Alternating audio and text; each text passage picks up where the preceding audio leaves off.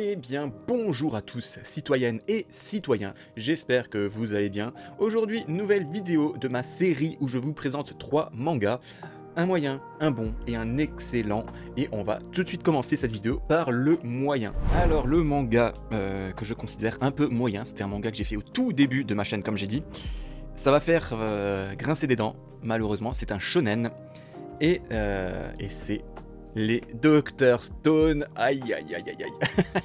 Alors je sais qu'il y a beaucoup de fans de Dr Stone, donc voilà, c'est édité chez Glénat. Alors déjà, l'édition est vraiment très moyenne, c'est ultra fin, le papier est ultra fin, c'est plutôt, enfin c'est pas bon, hein. Clairement le papier est de pas très bonne qualité. Après bon, on a quand même la pochette brillante qui fait plaisir, je ne le dis pas. Le dessin qui est juste magnifique, c'est peut-être la plus grande qualité de ce manga, c'est son dessin et son rythme, parce que ça va relativement assez vite. Alors pourquoi je l'ai mis en moyen? C'est peut-être que maintenant j'ai un peu grandi, les shonen c'est plus trop mon truc, même si y a des shonen où j'ai beaucoup aimé, hein, genre Fullmetal Alchemist, The Promised Neverland que que je dis assez régulièrement. J'adore The Promised Neverland, pour moi ça a été une excellente surprise. Et donc voilà, Dr Stone, voilà, c'est un shonen, mais je le trouve beaucoup trop classique.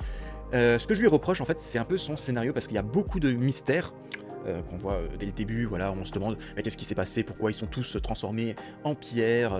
Voilà, on essaye de comprendre ce qui s'est passé. Et je sais plus combien de tomes, il y a 26 tomes, et pour moi c'est beaucoup trop long. C'est que le scénario n'avance pas, c'est qu'il y a le scénario au début, et il y a le scénario à la fin, et entre, il y a que des petites péripéties qui se passent. Et moi, vous le savez, j'adore les bons scénarios bien ficelés, qui te retournent un peu le cerveau. Après, je demande pas ça à un shonen, mais qui a un petit truc, quoi, qui nous tient en accroche, et pour le coup, il y a pas ça. C'est plus un c'est pas sorcier, mais voilà, sur la civilisation, ou l'évolution d'une civilisation. C'est plus ça, voilà. Dr Stone, après, je dis pas que c'est pas bien, clairement pas, mais voilà, il faut s'attendre à ça, c'est que c'est plus un truc pédagogique, scientifique, où vous allez apprendre des choses, hein. Je dis pas c'est très très bien pour les enfants, c'est nickel, mais par contre niveau scénario, c'est pas ça du tout, quoi. C'est comme j'ai dit, vous allez avoir du scénario au début qui va poser l'intrigue, il va plus rien se passer, et juste à la fin vous allez avoir la résolution du truc. Mais entre, voilà, il y aura rien du tout. C'est pour ça que ça m'a un peu déçu. Je dois aussi dire que Senku, pour moi, est beaucoup trop cheaté. C'est ça aussi le problème, c'est qu'il n'a aucune faille. C'est que à toutes les situations qu'il va avoir, il va toujours avoir un plan B, un plan C, un plan D, jusqu'à X, Y, Z. Voilà, il a tous les plans, il a mémorisé tout, et la fin, ça devient un peu n'importe quoi. Alors sans trop spoil, mais ils vont limite créer, je sais pas, on va dire un truc, une soucoupe volante, voilà. Il ne crée pas une soucoupe volante, mais c'est limite ça, quoi. C'est juste pour pas vous spoil. Mais pour vous donner un peu une idée, ça va beaucoup trop loin à la fin, je trouve. Encore au début, ça va, c'est plutôt gérable. Il crée du savon pour l'hygiène, voilà, il crée un peu la poudre à canon, ok. Ça t'explique tout ce qu'il faut pour recréer ça. Après, je sais pas si c'est vrai ou pas, hein, ça, j'en sais rien, mais bon, je pense que ça a été quand même bien renseigné. Mais bon, voilà. Voilà pour mon avis sur Dr Stone. Pour moi, c'est une petite déception. Ça reste quand même très bien. Je le conseille pour les enfants. Voilà, il y a quand même un petit côté pédagogique. Mais voilà, je suis peut-être trop grand pour ce genre de shonen. En tout cas, voilà pour mon manga moyen. Et on va passer au bon manga. Alors, en bon manga, alors peut-être ça va étonner des gens, parce que j'ai un peu craché sur ce manga, mais au final, j'étais juste un peu critique, parce qu'il y a une énorme propagande sur ce manga, que je trouve un peu abusée. C'est bien pour moi, mais sans plus, quoi. Et j'ai envie de vous parler, alors c'est un seinen, de Gannibal. Alors déjà, première chose à dire, c'est l'édition qui est juste incroyable. De toute façon, chez Meian, les éditions sont juste, enfin, pour moi c'est un des plus grands points forts de chez Meian, c'est leur édition, c'est du grand format, c'est épais. Voilà, je vais vous donner la comparaison avec Dr Stone, voilà. Voilà la différence. On voit très clairement que limite Gannibal fait quasiment le double de volume de Dr Stone. Après c'est du format seinen, donc c'est légèrement plus grand. Donc pourquoi j'ai juste mis Gannibal en bon manga, parce que beaucoup le trouvent excellent, ou je ne sais pas quoi. Alors déjà les points positifs, comme j'ai dit, l'édition qui est juste ouf, encore une fois le dessin qui est vraiment incroyable, le dessin est vraiment énorme, avec un effet vraiment crayonné, enfin fait déchirer, je sais pas comment expliquer. En tout cas voilà, le dessin est vraiment très très bien fait. Ça se lit aussi vraiment très bien, c'est assez court. Donc ça c'est vraiment très très bien quand on n'a pas trop le temps, quand on veut lire un bon manga, donc c'est toujours agréable. Alors pourquoi je l'ai juste mis en bon manga, c'est que voilà, beaucoup le disent que c'est un thriller policier, Alors oui, au début, clairement, c'est un thriller un peu sombre, enfin même très sombre, policier avec beaucoup, d'intrigues, enfin beaucoup, de mystère, on va dire. Un policier qui arrive dans un village dans la montagne avec des traditions un peu bizarres. Voilà, c'est plutôt pas mal à ce niveau-là. Mais pourquoi je le mets en bon? Bah, c'est juste que c'est que le début, en fait. C'est que le début où il y a une espèce de huis clos un peu, oppressant, mais très, très vite, ça va être oublié pour que de l'action. Voilà, je veux dire, un peu, on va dire, alors je me souviens plus trop parce que ça fait très longtemps que je l'ai lu ce manga, mais je crois un peu moins de la moitié de la série, bah, ça va être que de l'action.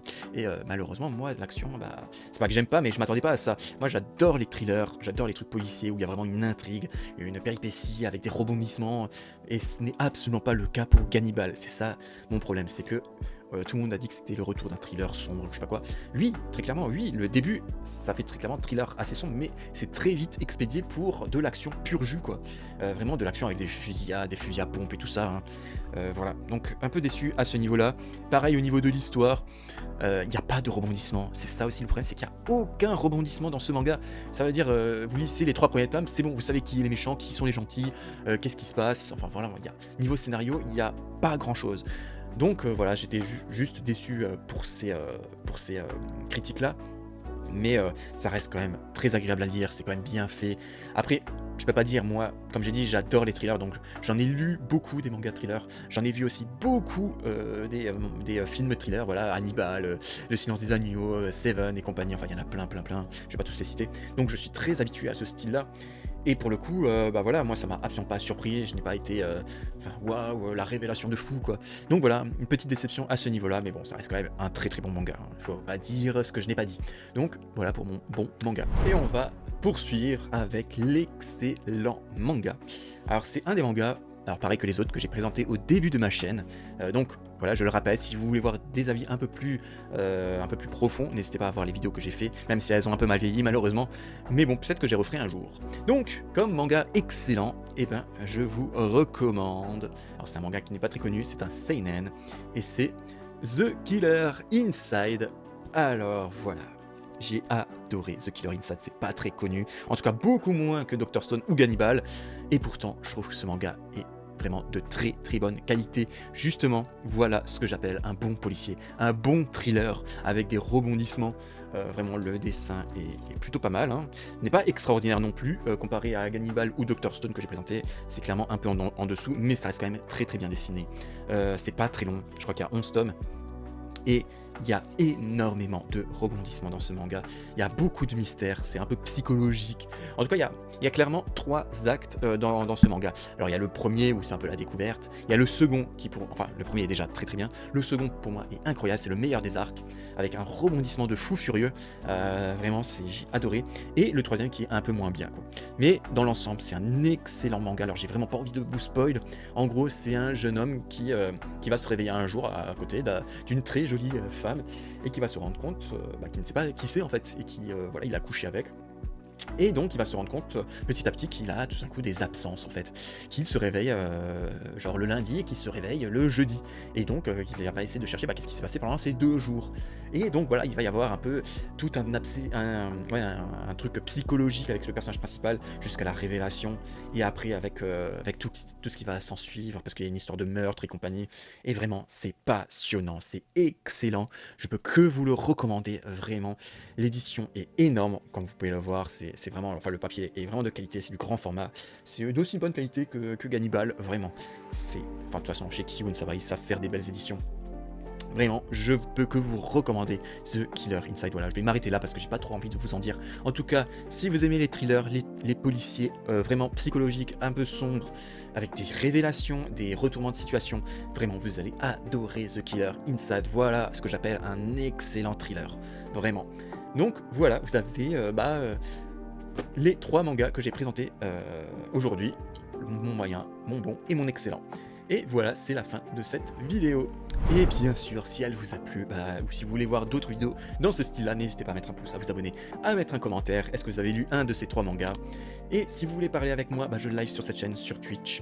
Tout est en description, n'hésitez pas à me rejoindre sur Discord. C'est comme ça que vous serez prévenu quand est-ce que je live. En tout cas, c'est à peu près vers les 21h, mais j'ai pas de journée prédéfinie, c'est quand j'en ai envie. Là, on est en train de live du Sly 2. Donc, si ça vous intéresse, n'hésitez pas à me rejoindre et à me faire un petit coucou. Et sur ce, je vous souhaite à tous une très bonne journée, une très bonne soirée. Soyez gentils dans les commentaires. Et l'esprit shonen et clap de fin.